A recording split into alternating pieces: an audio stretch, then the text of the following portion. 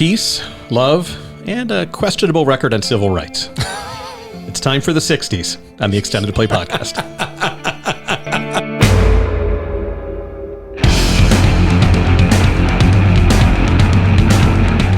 It's the Extended Play Podcast with Ian Tank. We are a music discussion show without the hipster snobbery. And this episode, we return to our list of the 100 best albums of our lifetime as decided on by, well, us. Yeah, because we know better than just about anybody. Mm-hmm. Go back. I'll leave in the show notes and I'll leave up here. We have previous episodes in this list. We've gone through 100 all the way up to 71 so far. And we're doing 10 albums an episode. So you can check out those episodes below, and probably one of them, probably the first one up here. The first one is going to explain how we got to these numbers. Mm-hmm. Very scientific, a lot of hand wringing and consternation, yes. But we got to it. Yeah. So today we're going to do the 60s, essentially 70 through 61. Correct. Yeah. So again, greatest albums of our lifetime. I'm up first because Correct. This one, typically what we do is whoever ranked the album higher, because that was part of it. We each ranked these albums separately initially. Whoever ranked it higher is the one who gets to talk about it. So number 70, we have Nas with Illmatic. This was a blind degree. So we both agreed on it. Okay. Yeah. So as a short aside, so you don't have to go back to the first episode. We had a bunch of candidates, and then of the candidate albums, we both picked 100. Yeah. If we both put it on our 100, that's a blind degree. Or there were some that we went back and said, nope, I want it. Those are exempt albums. And then there were 19 that we just sort of said, let's find 19 more and negotiate. So starting off, this one is a blind degree. Blind degree. Okay, Nas's Illmatic, 1994. 10 songs, 39 minutes long. I don't know why I give the length of the album. I just find it interesting. You do you. Yeah, it's his debut album, famously, right? This is one of probably the biggest debut album in the history of rap. Probably. Because of the anticipation, which is crazy because this is, basically pre-internet, right at the edge of right where internet's accessible to everybody, where it was all in the strength of one guest spot. Don't tell me. I don't know that I actually wrote it down, but if you say it, I'll know it. I want to say, I might be getting him confused with MF Doom. Okay. But Back to the Grill Again? No. Okay. Back to the Grill Again is a third bass song. Yeah. Someone has a cameo on that. Oh, really? Someone really good. Oh, that might be MF Doom. Because he was called something else. Zeblev X? Zeblev X. Okay. Right. Yeah. All right. Good one. Yeah. Thank you. No, it was on like a Large Professor or something like that. One of those very well-respected hip hop acts, but he just had this short guest spot. And this album, the anticipation I remember vividly because we were both really into hip hop at this point. I had a subscription to The Source, and this album dropped and it immediately just blew up. Fuck you, Benzino. Yeah. So a few things about what makes this album remarkable. One, Nas was such a talent, the likes of which we hadn't seen in a long time as far as pure lyrical, being lyrically adept. A lot of comparisons to Rakim immediately with the wordplay, with how quickly he could turn a phrase. Re-listening to it, the content, every song is essentially the same content. There's not a lot of... I'm in New York. Yeah, I'm in New York. I used to deal drugs or if you come around my block, you're going to get shot, stuff like that. Yeah. But it's all in the wordplay and how creative it is and in the beats. Yeah, so it's not like it's his fault, but it's kind of almost cheating with the kind of production he got. So MC Search, going back to third base, produces one of the songs. DJ Premier has a number of cuts he does. He has on the album Pete Rock, Large Professor, Q-Tip. Okay, so he's got a murderer's row of production. It's pretty impressive that with that many different, I think there's 8 different producers and 10 tracks. Yeah. That the album sounds cohesive. DJ Premier is... For all the credit he gets, I feel like he's still underrated when people talk about hip hop. I 100% agree. Yeah. His beats are so great. Yep. There's some great videos of, I think he has a series where he talks about his process for sampling, and they show him going to a record store and programming all the drum beats and everything. Anyway, yeah. So, yeah. Anyway, songs to listen to on Nas Illmatic, New York State of Mind, I really love. The World Is Yours, It Ain't Hard to Tell. I think those are the 3. For me, it's Halftime. Halftime's a great one too. Yeah. Yeah, those are really good choices. It's crazy. There are 10 songs. The first song is a bullshit track, which I'm amazed now going back and listening to these albums. Like train tracks or yeah, something. and they're just talking. And there's a beat in the background. Yeah. There's a little sample of that guest spot he had previously, but it's just him and his brother and AZ. Remember the rapper AZ? He's on Life's a Bitch and Then You Die. Yeah. They're just bullshitting. And that's an entire track. Like, what a waste. I guess you could argue if you're going to put anywhere first track, like you're setting the tone. Yeah. And unlike, what was that other album I recently did? I think the Biggie album, all the skits that skit is at least a separate track. Right. You don't have to, it's Snoop Dogg. It was Doggy Style where you have to listen to the whole skit before the song starts playing. Yeah. It's a double-edged sword though, because then if you're listening on random, then it comes up as its own track. Yes. True. Very true. Yeah. Very true. Anyway. Yeah, so that's it. Nas, number 70, Illmatic, 1994. I ranked it 63. Tank ranked it 66. So we're really close on that one. Yes. All right. So moving on to number 69. Woo! We didn't plan this. He got 69 just by luck of the draw. I always get 69, brother. By the luck of the draw. I assume you'll have a special graphic for that. I wouldn't assume that much. Okay. All right. Number 69 is Run DMC, Raising Hell.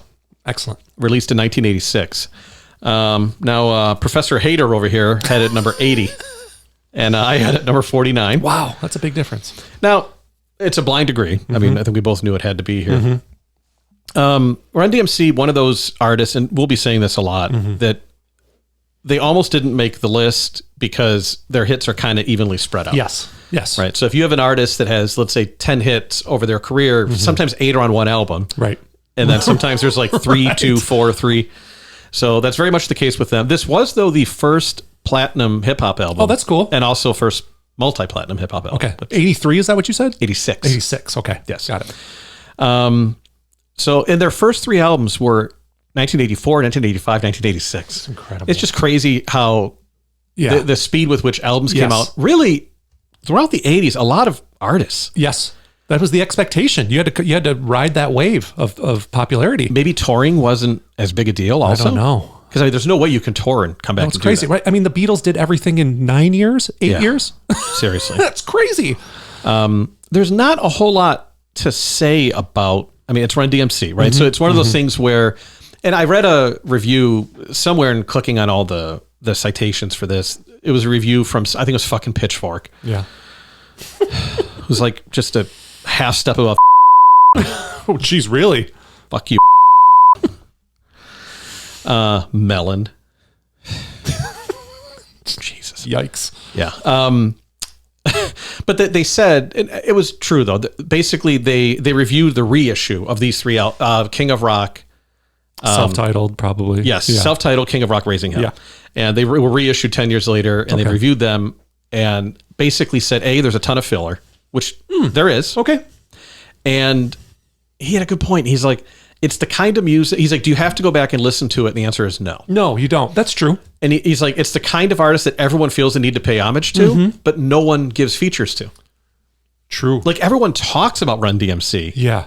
But they're not, it's not like, hey, come be on my track. Right.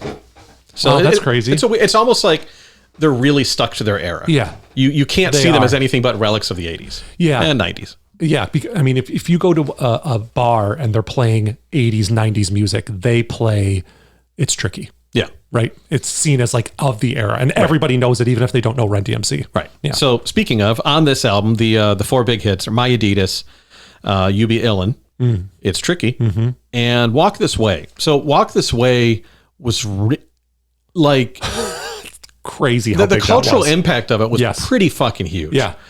It was. These days it's taken for granted how much things mesh and whatever else, but that was very much there's this camp and there's that camp.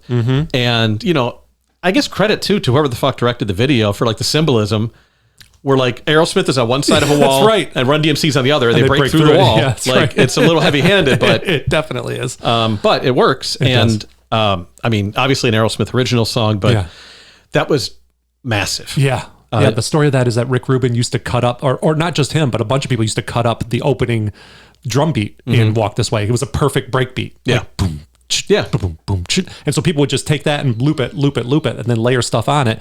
And eventually, because Rick Rubin was into Slayer just as much as he was into that kind of stuff, decided, well, let's get these two guys together. I'm still undecided. By the way, Rick Rubin and Russell Simmons produced this album. I'm still on the fence on Rick Rubin because my opinion has changed recently. There's a whole lot of artists now that are telling stories like he didn't do anything. That's what it's, but in the interviews I'm seeing with him, he's basically saying I don't do anything. Yeah. There's a famous, he was on 60 Minutes Sunday Morning or something like that, where he's like, I don't do anything. I'm sure that like every other corporate job, he started off by working hard and getting a reputation and then coasted. Yeah. I think he just facilitates. He gets people to let down their guard. He tells people like, believe in yourself. And he's more of like a guru, like the position he looks like one, certainly. Or a walrus. So, so there you go. Number 69, special graphic, Run DMC, Raising Hell. No special graphic. 68, I believe It is me. Also you. Yeah. A glass of delicious water. Not vodka. No, it's not 10 before 5. No, or it would be Everclear. All right. So number 68 on the list is Foo Fighters, The Color and the Shape. Okay. From 1997. This one is another one that we were almost in the same boat on here. E had it at 61. I had it at 67. Okay. Kind of surprising. Yeah. So it's a blind degree. Also mild surprise. So obviously I struggled with how hard to push Foo Fighters on the list, right? One of my favorite bands, maybe number 2, number 3, depending on kind of mood I'm in.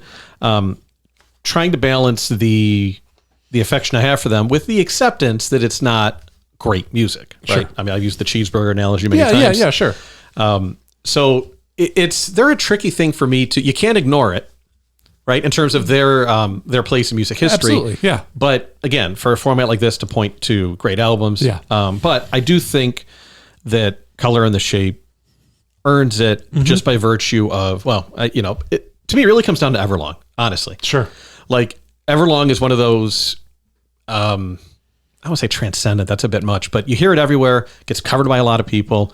I think Transcendent works. Yeah, it's a song that it's a song out of time. Yeah, it's like you don't get sick of it. Right. Right. It sounds just as vital today as it did 20 years ago. Yeah, no, I would agree. I mean, first few chords, everyone knows what it is. Yeah. It's great. There's a million acoustic covers. Yeah. So that is why that I felt like it had to be included because it had that kind of impact. I didn't know they toured with Bob Dylan.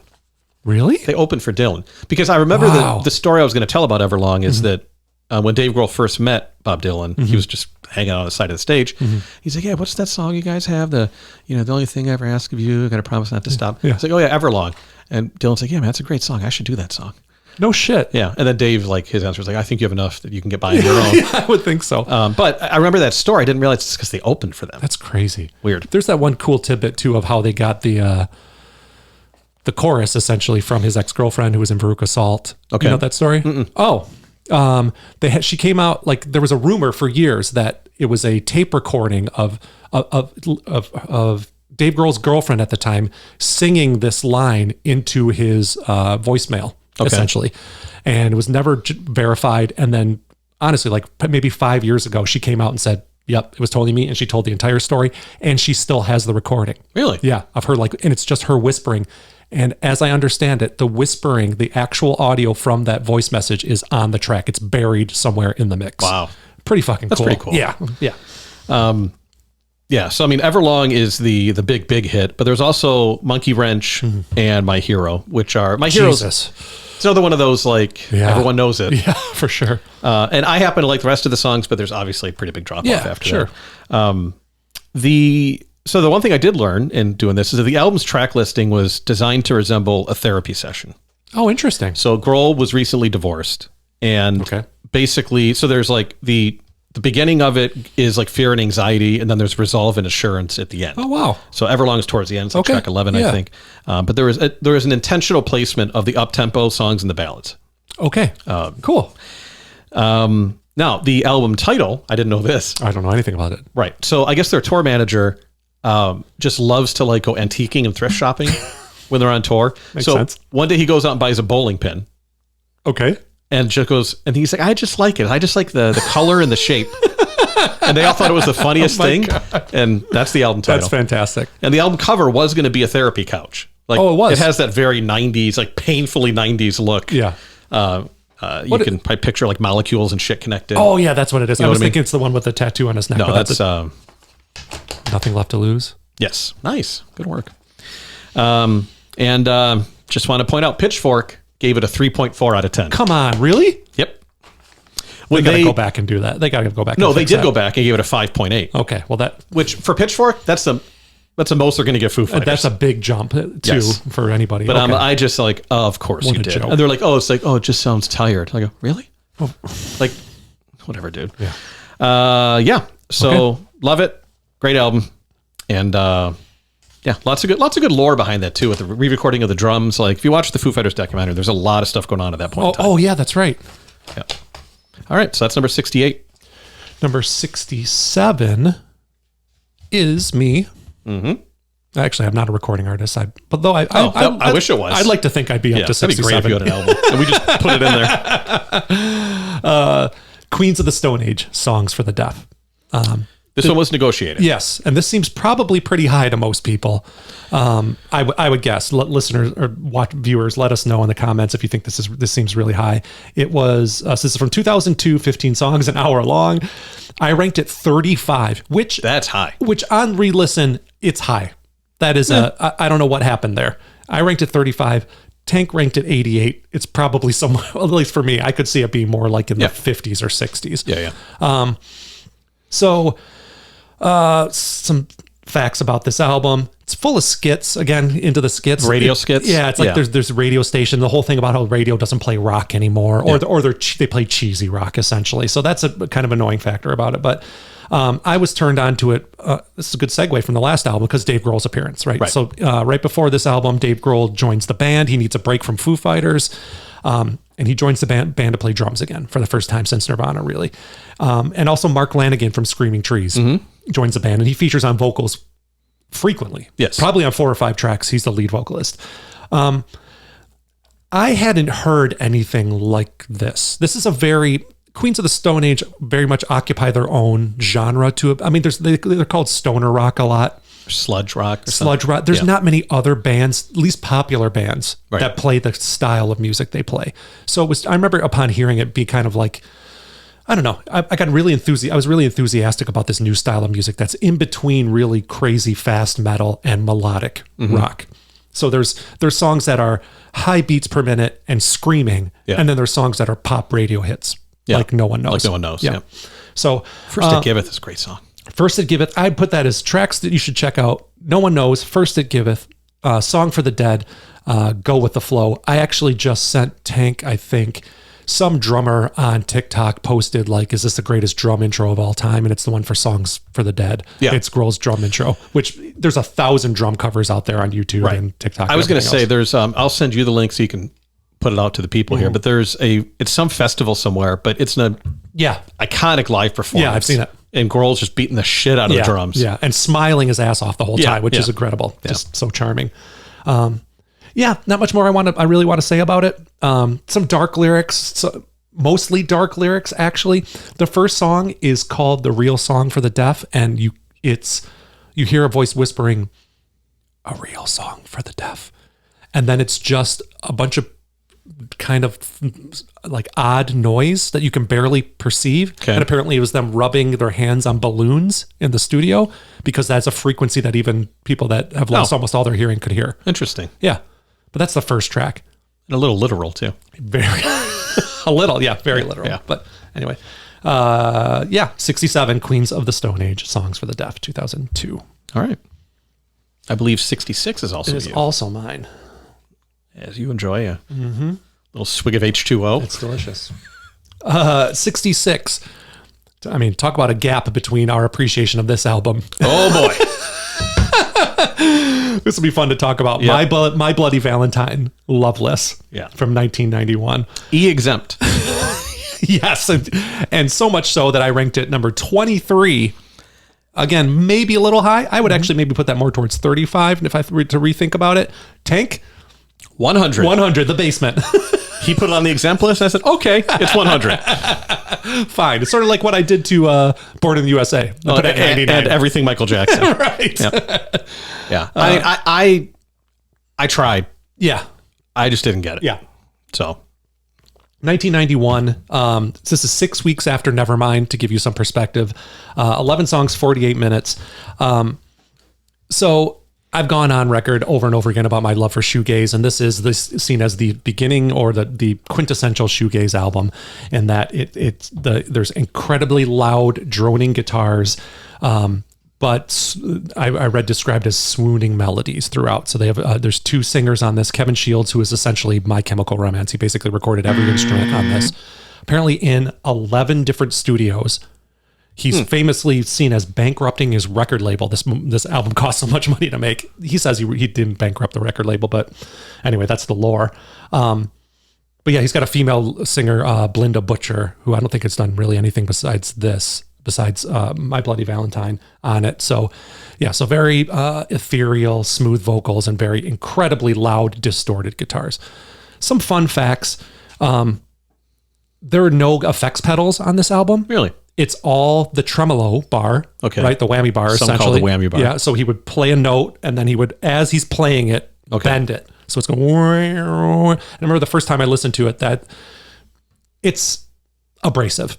This album, I can understand putting it on and hearing all those notes bend all the time, and nothing straightforward would really mess you up. But yeah, I happen to dig it. Yeah. So, so he would make those sounds on the guitar and then sample it and then just layer. Okay. So that's how they got that. How many sound. people are in the band? 4. Okay. I believe, or 5. Notoriously one of the loudest live bands you'll ever see play. Okay. Songs to check out. Oh, sorry. Backtracking. One more little fun thing I learned about. He said that layering and that sort of wall of sound he got from Kevin Shields, the guy who is basically My Bloody Valentine. He was inspired by the Bomb Squad. Oh. Which Public Enemy's production group, all the layers of samples. So for listen, I would say Only Shallow, When You Sleep, Come In Alone, Blown a Wish. I really like this album a lot. Blown a Wish, if nothing else, if you are a Husker Du or Bob Mould or Sugar fan, he lifted a line directly from Blown a Wish in a Sugar song. And I will. I mean, I feel like I owe it another listen, right? Because there's a lot of stuff we had to listen to on kind of short notice and compressed time frame to do this. Yes. So I made a point to listen to everything at least once. Yeah. And maybe it's just a high barrier to entry. I would say that yes, and lyrically, you can't understand any of the lyrics. Yeah. And you're a lyric guy and I'm not, and so I could see not being able to connect with it, because you're going to have to read them because you can't understand what they're saying for the most part. So, okay. Anyway, number 66, My Bloody Valentine, Loveless. All right. 65 comes right back to this guy. And it is an album most of you have probably heard of. It's called Michael Jackson, Thriller. Okay. Came out in 1982. Now, my first note on this, I would have bet $1 million that this album came out in 1984. I thought I was just going to say the exact same thing. Okay. And if you give me a chance to go double or nothing, once I knew that was wrong, that it was 1983, I would take it. But no. It's 1982. Wow. Which, again, my whole theory of the 80s, right? It was November of 1982. Okay. So I am now comfortable saying and putting a finer point on my thesis. Okay. The 80s officially started in November of 1982. Okay. All right. Anything before that's still the 70s. Yep. I like that. Yeah. 1982. I mean, seriously. Wow. I would have said 84. Like, no, that's wrong. I said, I will bet everything it is 83. Gosh, that's crazy. 82. Anyway. It's fucking, I mean, it's Thriller. Of all the There's Nothing to Say albums, this is the king of, so I'm not going to waste a whole lot of anyone's time. I will say, he put it at number 97. I put it at number 25. So almost a mirror image of my Bloody Valentine. Yeah. And I'm comfortable putting Thriller against My Bloody Valentine. I think most people would be. but it does bring up, how do you handle albums like this, right? Yeah. Where on all the quote unquote real or respectable lists, right? It's top 5, top 10. I don't think you can. It's completely contingent on what the authors of the list say the criteria are. Right. It's perfectly understandable that it would be number 1 on a list. Mm-hmm. Yes, absolutely. But I mean, just as a refresher to the obvious, in case you forgot, Want to Be Starting Something, The Girl Is Mine, Thriller, Beat It, Billie Jean, Human Nature, PYT, and then 2 fucking filler songs. Jesus. Toto is essentially the band on this album. Oh, right. Yeah, you've mentioned I've mentioned it a few times. Yeah. I like saying that because most people don't really cool. It's effectively a Toto album with Michael Jackson singing. Yeah, and then with Eddie Van Halen doing a solo. Yes. I will say, because I was going through, there's a hilariously long credits list. Oh, really? Yeah. Nelson Hayes is credited with playing the bathroom stomp board. Come on. It's right there. Yeah, so it's Thriller. It's down there, and I think the reason why on our list it's not top 10 or 20 or even top 50 is it feels more like a historical relic than a living album. Yeah, it's an album, and I think my low ranking, just to give a little bit of insight, I never owned it, and I never liked it. I just, it was on enough where I can recognize, so anything I would, like, it belongs on the list. Yeah. You cannot deny it, but for me, I don't like it at all. So it just doesn't make my list. And even I who do like it, if it comes on, it's like, okay, a little blast of nostalgia, but I've never sought it out. Yeah, to play the whole thing. Right. And we like or any albums. song even. Oh, really? Like, why would I, you know, there's other stuff I do go back. Back in Black's a great example. Okay. Back in Black is a year older. Okay. But people still like, fuck it, play Back in Black. Yeah, right. That's true. But you're not going to go back and play Billie Jean for the most part. No, definitely not. Yeah. Anyway. Okay. So yeah, Thriller 65, comment below. Fuck you too. Okay. It's our list. Yeah. Fuck off. Speaking of our list, because this is definitely one of my pet projects here. So at number 64 is Faith No More with the album Angel Dust. Came out in 1992. Now, another one here, 91. Yeah. 28. But I really believe the 28. So, this is a Tank exempt. This has to be my highest exempt album. I got to go look. I don't know. Up in the 60s, it's pretty rare to have one where only one guy picked it, right? Yes. I mean, I could make a lot of cases for this album being top whatever, right? It's just only because there's so many other amazing things above it. But it really is, I think, one of the most like deep and complex albums I've heard. And what just adds to the legend to me is just how it has absolutely nothing to do with the commercially successful album before it. So the respect for the band to be like, all right, you finally made it. Now, granted, it was only their second album, really. Yeah. Because they had Introduce Yourself, change singers. Yeah. Mike Patton goes in last minute. Yeah. And Epic is, you know, it's one of those things, just like Black Crowes with Hard to Handle. It's like when one of your favorite bands, most people only know from one song that both you and the band don't want to hear anymore. Right. Yeah. But, you know, Epic comes out and it's a big, massive thing. And they get all these, you know, prime exposure and touring slots and everything. And then they come out with an album that is like, you would never know, other than Patton's voice, it's the same band. Yeah. So I respect the shit out of that. The label warned them, if they release it as is, it would be, quote, commercial suicide. Yikes. But like, so Smaller and Smaller is track 5 on the album. And it's, to me, it's the best example of the essence of the album. So it's like this dark and brooding, definitely feels kind of experimental. There's symphonic synths throughout. And then in the middle, there's a breakdown with Aboriginal chants. Okay. Juxtaposed with a heavy metal solo right after. Okay.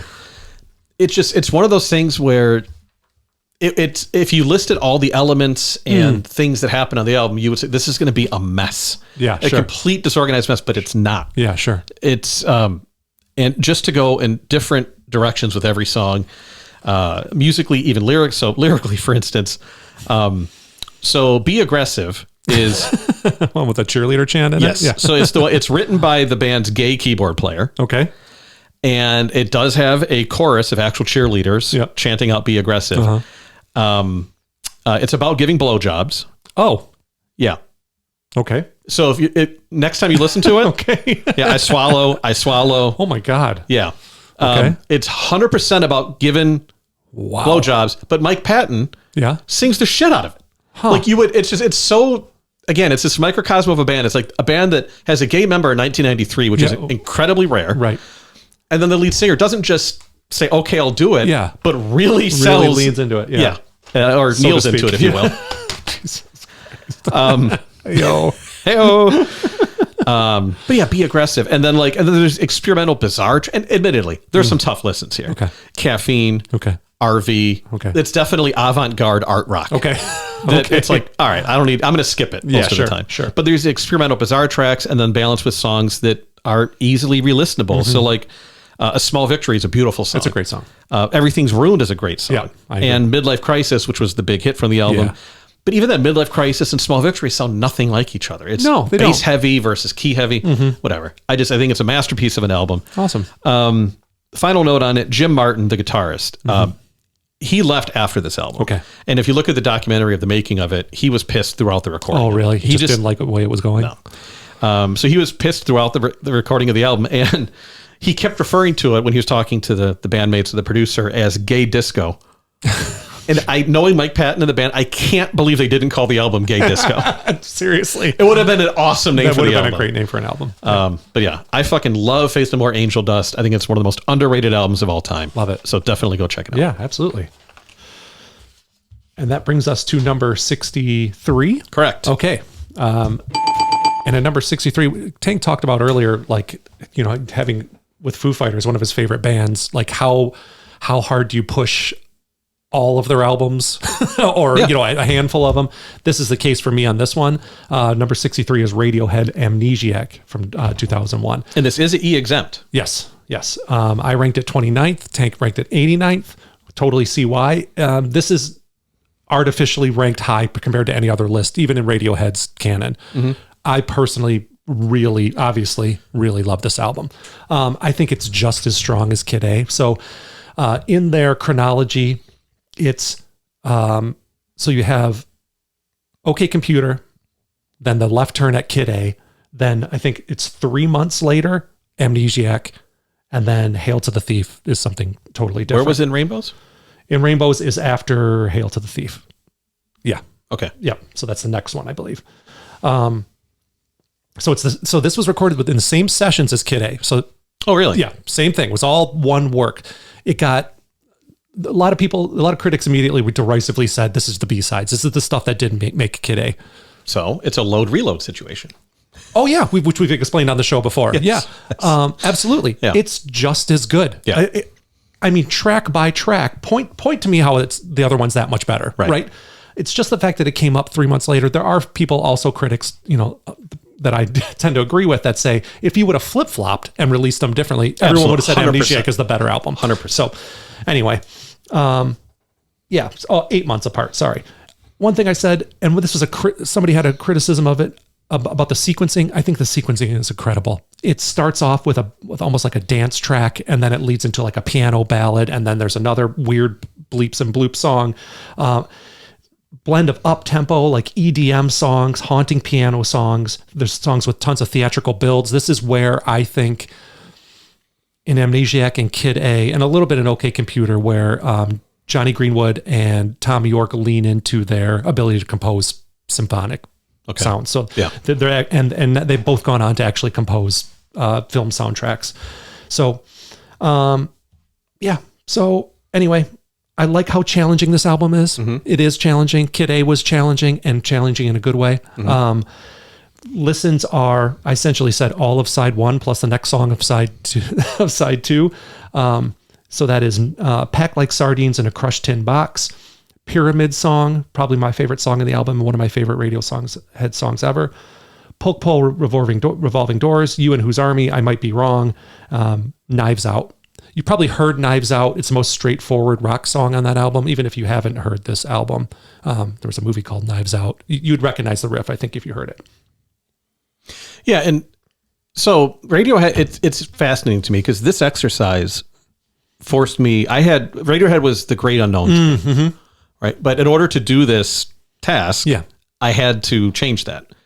And I am now, I would say in the last week, I listened to an average of 3 to 4 Radiohead albums a day. Wow.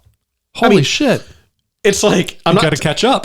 Well, right. But it's like, it's funny how, yeah, you know, I knew this would happen. Yeah.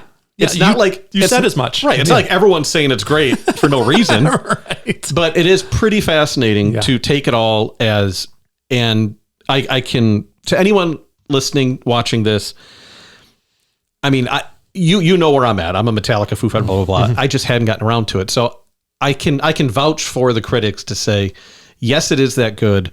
And there is a high barrier to entry. You have to stick with it. You have to be patient. Yes. But I do think you should check it out. Yeah. The whole catalog.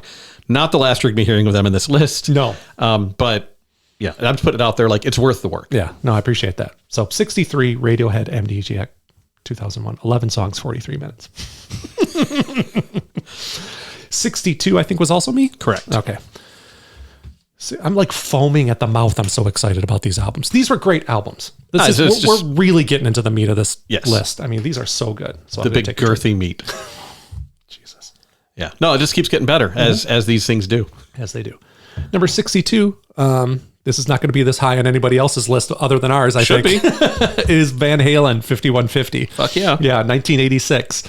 9 songs, 43 minutes. I ranked it 53. Tank ranked it 60. I think we both agreed on it. We had to. It was a blind degree. Yes. Yeah. Okay. I don't know how much I really need to get into this. I don't know. I don't have a good Remind people of the songs. Oh, and the songs are incredible. Dude. The singles alone. Why Can't This Be Love? Banger. Dreams. Banger. Best of Both Worlds. Banger. Love Walks In. Banger. Yeah. Especially Dreams. Oh, God. Incredible. You take... Better Than You Remember. Better Than You Remember. God damn, that's a good fucking song. Yeah. And all synth for a rock band. Yeah. Right? It's like synth forward, super. Yeah. Yeah. Anyway. Oh, yeah. Listen to that on the way home. Seriously. What this album, I mean, accomplished as far as the band itself. Another one of these cases where you lose, like we talked about in AC/DC. Yep. You switch lead singers in the height of your popularity. Yep. And do not miss a step. No. And you don't lose any street cred. There are some people that are like essentially, people that work at bowling alleys are going to... are like Roth Van Halen is the only one for me. Van Hagar, no thanks, man. Right. Anyone who says Van Hagar in 2024 should be shot in the forehead. I agree. Here's a thought experiment for you. Is anyone who says Van Hagar contributing to society in any way, shape, or form? Think about it. Give your answer down in the comments. Direct them at Tank. If we have to start the purge somewhere. Yeah. Okay. I'm just saying, people who say Van Hagar is a good place to start. Okay, Van Halen's 7th album. It's 1984 in 1984. Then 2 years later, this, 5150. And then after this is OU812. Obviously, like I said, first album was Sammy Hagar. He announces himself. The very first track, he says, "Hello, baby." That's how the album starts. So it's Sammy Hagar's voice, unaccompanied by any instruments, which I think is intentional, right? It's like, I've arrived and I can wail and I can also play the guitar like a motherfucker too. That's something that Roth did not bring. And this was a massive change in their songwriting as a group. Yes, because absolutely. Hagar was an equal, whereas before it was kind of just Eddie. Yes. Yeah. So you got the introduction of ballads, like full-on heartfelt ballads, pop tempo rock songs, but then you got songs that just kick ass too. You've got those as well. So, I recommend all those singles. Obviously, the song 5150 I've recommended on this song before. The riff is incredible and complicated and just awesome to listen to. And Summer Nights is a fucking banger too. It's a great song. So there's one filler track at the very end where it's just. It's called On the Inside, and it's just them talking, like they're just bullshitting with one another. Really? And then there's a chorus that's da, da, da, da, da, on the inside, and that just repeats 20 times. I want to listen to that out of curiosity. It's really weird, and I'm glad it's the last track. But yeah. Anyway, I love this album. I've been listening to it a lot lately. So anyway, good summer album too. Great summer album. I agree. Yeah. So 62, 5150 Van Halen. Great fucking album. Yeah. All right, so the last of today's installment, which I know, don't worry, there's more. You just have to wait a little bit. That's right. But the last one this time around is number 61. It is by Local Boy Done Good, Eminem, with the Marshall Mathers LP. This was a blind degree, incredibly close. E had it at 55, I had it at 57. Wow. So we both see it kind of smack in the middle of its worthiness. You know, it's funny, in putting this together, I did struggle a bit about what to say. Whoa!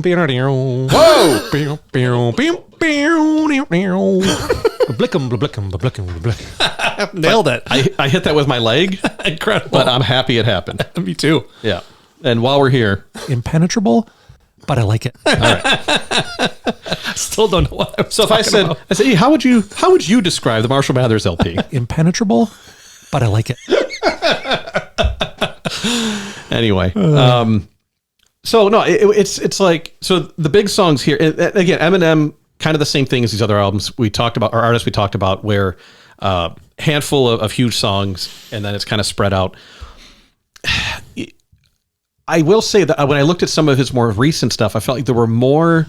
I feel like the later albums had more good songs, which made me rethink things a little bit. Okay. Like if I look at the Marshall Mathers LP 2, there's like, the song with Rihanna, The Monster. Yes. And like Berserk, Rap God. There's all these, but the earlier albums definitely feel more like albums. Yes. Right? I can see that. So I think as much as we talk about how influence isn't in cultural importance, whatever, isn't really a dynamic here, I do think that's part of why this one was picked by us. And just for the overall start to finish album quality, there's not a whole lot to point to. It's fucking Eminem being Eminem. Right. Right. And the notable thing here is this is in some ways the debut of the true Eminem, not the character Slim Shady. Got it. Okay. Because the first album, full album, Slim Shady LP, was almost performance art in a way. Pure shock value. Right. Right. Which came from, I guess, so he had, it was called Infinite or Invincible. Whatever his first album was, he was disappointed with the way it was received. Okay. And kind of created the Slim Shady character. Got it. As a way to get attention, Do more or something less. else, yeah. So then to get the success and then come back and say, okay, now, so and you could argue in a way probably this is maybe his true debut in the sense of probably what he wanted to do. Okay. It was nominated for Album of the Year. Wow. Grammy, and it lost to Steely Dan. Jesus Christ. I think it was like 2 Before Nature or 2 by Nature or something. Like Steely Dan 2 Against Nature. Steely Dan fucking sucks. Yeah. Surprise wasn't Jethro Tull that he lost to. Jesus. So Stan is on this album, and I think most people would agree that's what pushed it from like elite MC to mainstream guy. Right. Like bankable pop star. Right. I mean, he coined a phrase that's true. Right? That's crazy. Yeah. Seriously. Yeah. So, but obviously Stan, The Way I Am, The Real Slim Shady, those are the other 2 big hits on it. But yeah, it's definitely more of a sum is greater than its parts. Yeah. The Way I Am is fucking great. Yeah. That's Eminem at his best for me. Yes. Yeah. And, and a lot of the stuff you expect, over the top violent imagery. Right. And, Kim is on this album. Yeah, right. I guess he married her shortly after this album, which is the funny thing. Wait, he married her? I think so. Did they get remarried or? I think so. Oh, okay. Yeah, I'm not. Okay. Tempted to pull the Wikipedia page. Wow, but okay. I remember the timing of it. They got back together? Wow. Yes. Okay. Oh, you know what? It might have been. No. Because I'm going to stand by it. Because she's in the trunk on the first album. Yes. Or the second album, Yeah. technically. Okay. No, I think that's the weirdness of it. Yeah, It was like the timing of it all. Right. But I mean, this was a clear progression from Slim Shady. It finished on what some might argue is his best album, The Eminem Show. But there's this definite arc of his career and I guess maturing musically, if nothing else. Yeah. Right. And then on the Eminem Show, and then then it gets into maybe arguably his lowest period of some albums that are not as well received, and then a kind of a resurgence at Marshall Mathers too. But yeah, it's Eminem. It's a great album. You really, I think, have to sit down, listen to it, beginning to end, and again, keep in mind that it's not a character, but it still sort of is. Sure. Right. Yep. So that's number 61. That's it for today's portion of the right. list. And we'll be back in a couple weeks with the 50s, which, as E alluded to, it's the heavy hitters are coming. Heavy hitters. Absolutely. Stuff we really stand by. If you haven't done so already, please like and subscribe. I mentioned in a recent video, I think something like 93% of our viewers do not subscribe. So come on, you want to know about this content as soon as it comes out. Yeah. And then hit the little bell thing so you get a notification. Yeah. I want you to interrupt coitus to listen to this.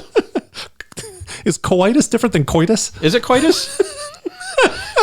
Coitus. I'm probably doing it wrong. Well, the coitus itself or the pronunciation of the word? Bingo. Both.